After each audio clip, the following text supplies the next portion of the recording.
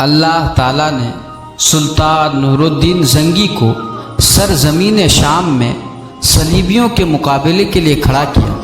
مسجد اقصی فتح کرنے کے بعد صلیبیوں کے حوصلے اتنے بلند ہو گئے کہ انہوں نے مکہ مکرمہ اور مدینہ منورہ کی فتح کے خواب دیکھنے شروع کر دیے، بلکہ انہوں نے اپنا ایک لشکر جرار سمندری راستے سے رابغ روانہ کر دیا تاکہ وہاں سے یہ لشکر مکہ مکرمہ اور مدینہ منورہ دونوں پر حملہ آور ہو۔ لیکن اللہ تعالیٰ جزائے خیر عطا فرمائے سلطان نور الدین زنگی کو، انہوں نے انتہائی برق رفتاری کے ساتھ اپنی فوجوں کو خشکی کے راستے رابغ روانہ کر دیا۔ رابغ کے ساحل پر اسلامی افواج صلیبیوں کے لیے موت بن کر تیار کھڑی تھی۔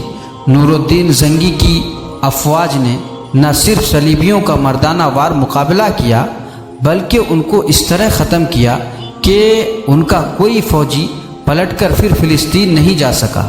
اس سے صلیبیوں کے حوصلے اس طرح پست ہوئے کہ وہ مکہ اور مدینے کے خواب بھول گئے۔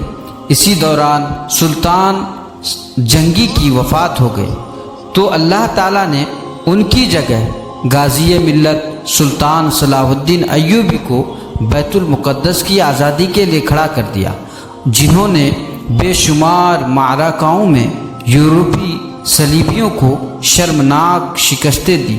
لیکن ان کی سب سے بدترین شکست حطین کے معرکہ میں ہوئی، جس میں 30,000 سے زیادہ عیسائی مارے گئے اور 30,000 سے زیادہ گرفتار ہوئے، جن میں اکثر یورپی ریاستوں کے شہزادے تھے۔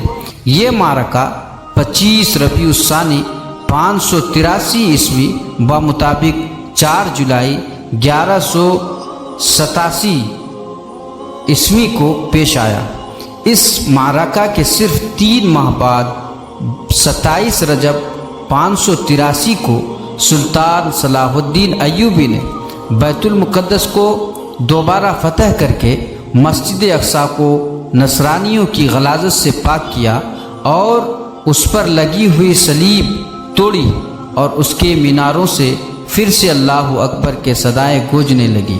جب تک بیت المقدس صلیبیوں کے چنگل میں تھا، سلطان صلاح الدین ایوبی نے مرغ بسمل کی طرح تڑپتے رہے۔ ان کے چہرے پر حزن و ملال کے آثار نمایاں رہتے تھے۔ کسی نے ان سے اس کا سبب پوچھا تو اس اللہ کے شیر نے جواب دیا، مجھے کیوں کر خوشی اور کیسے کھانا اچھا لگے اور کیسے آرام سے سونے کی لذت آئے جبکہ بیت المقدس صلیبیوں کے قبضے میں ہے۔